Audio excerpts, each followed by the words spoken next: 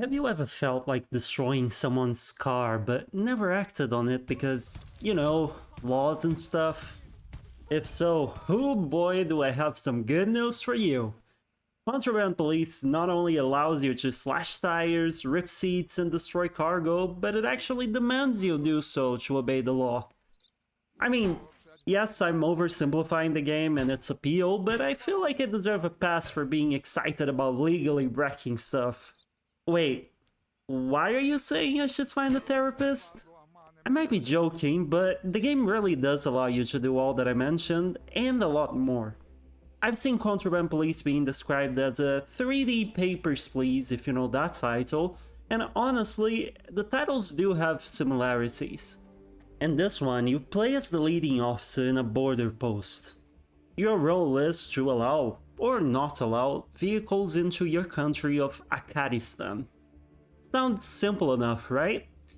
Well, it isn't. Throughout the game's 11 or so hours, the task gets progressively harder as you get more and more things to pay attention to. You'll basically have in your job a list of things that you need to check to ensure that you can let them into the country.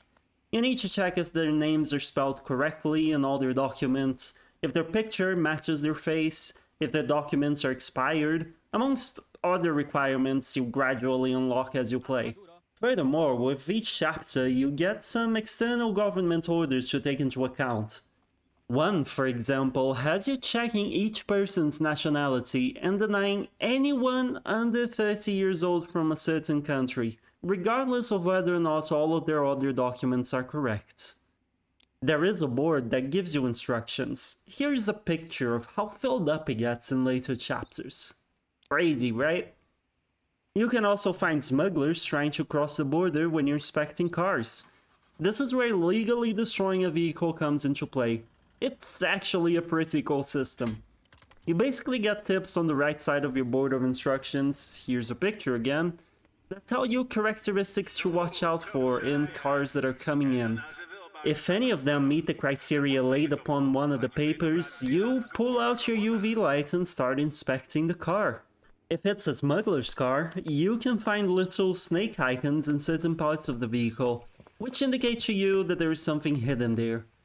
All you have to do is then tear the pit up with tools like axes, knives, and crowbars, and bam, contraband is found. You can then arrest the driver and keep him in jail until you're ready to transport him. The contraband should be dealt with by giving it to your superiors, because you're all honest cops, right, guys? It may sound a lot to keep track of, but honestly, you get used to it pretty fast. To help you check some of the trickier things, such as a person's age, which you have to do by calculating via their date of birth and the current date, you have a perception meter that allows you to automatically compare two fields and give you the answer of whether or not there is a irregularity at play. It even marks it in your file for you if there is. Your job then is to check all these things and mark on a checklist every irregularity you can find on a person or their vehicle, and then ultimately deny or allow them access to the country. Whenever each car leaves, you also get an inspection summary that tells you everything you missed, if anything, so that you can pay closer attention next time. Honestly, if being super thorough bores you, all that really matters is choosing the right option and putting at least one correct reason in case of a refusal. You get money from each vehicle you correctly handle, but all that the extra time inspecting the vehicle and documents to find all flaws does is give you more money. And while money does help, as you can get upgrades to help you defend your post, gain more perception, increase the size of your jail, amongst others, I had everything I could buy by chapter 5 out of 7, so the money is really not a major issue. Unless you kill people or mess up a lot of vehicles, I guess, which all incur cash penalties. Apparently a human life is worth $500. Imagine that. In fact, your border post has daily costs as well, and if you lose all your savings and stay in the red for more than a day, it's game over for you. Don't worry though, it's hard for this to happen. In fact, it's hard for anything bad to happen, as this game felt very easy to play through. The battles were easy, I had upgrades maxed out by chapter 5, etc. but it was still enjoyable throughout. I just think it could use a harder mode, at least. So how do you get money aside from inspecting cars, you ask? Well, remember those prisoners and contraband you intercept? They are a major source of income. See, inspecting vehicles is maybe 60% of the game. It's also the best 60%, which means that yes, the rest is worse in my opinion, unfortunately. See, your time is not entirely spent on your post, oh no. You can take a car and go explore the map, with plenty of locations to see and secrets to find, like literally collectibles. One of these locations is a labor camp in which you drop off prisoners for cash. Another is the police base in which you hand in contraband, again for cash. Then we have a shop in which we can buy tools and guns, and the rest are just random locations with no functionality aside from serving as mission spots and, you know, collectible stash. And yes, I did say missions. This is the third major source of income. Every once in a while, you'll get intervention missions, which are simple assignments you can deny if you want, or story missions. These are the big ones and they cannot be skipped. There's one of them per chapter, and you basically get a time limit to accept a mission and get to your objective. Usually one of those random locations I just mentioned. These often involve several steps, ending with a choice between two options which influence the end of your game, and the future of Afghanistan itself. I'll be honest, I was really pleased with the mission variety. These were very different from each other, often involving some light investigation moments that I really appreciated. My favorite was literally a murder mystery in which you had to find the culprit amongst 6 suspects. I'll leave the others for you to find out though. But while the mission variety is strong, I have to say the story itself felt very lackluster to me, unfortunately. The story missions didn't really relate to the world events that changed how you dealt with cars in each chapter, so it almost made no sense for the game to be divided by chapters. Furthermore, the ending came completely out of the blue for me.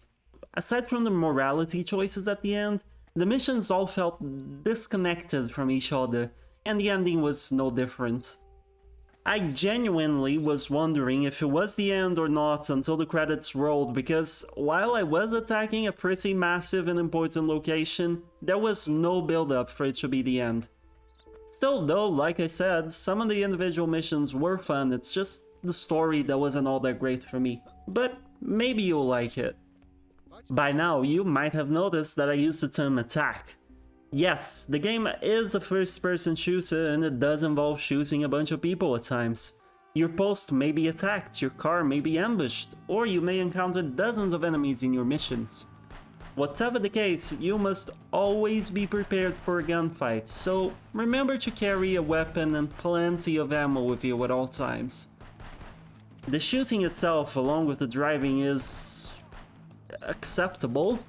But if you're just looking to inspect cars for mistakes, these will make you feel annoyed at the game.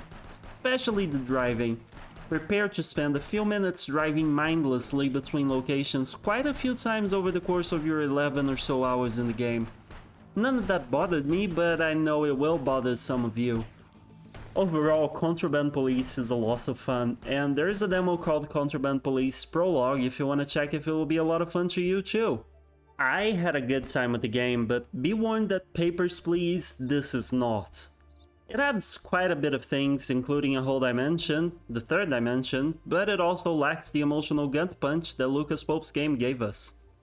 I can see people who never managed to get into Papers, Please enjoying this more hands-on experience of inspecting documents and vehicles, alongside the extra elements like shooting, but I can also see fans of Papers, Please not enjoying this as much. But they are both good titles with lots of things to offer, so perhaps it's pointless to compare them. Either way, if you do pick up Contraband Police, I hope you enjoy it. And that's it. If you enjoyed this video, if it was useful to you, please do leave a like and subscribe, as both of those actions really help out my channel. But above all else, drop a comment. I love hearing from you all. That aside, thank you so much for popping by, and I'll see you hopefully in the next video. Bye bye!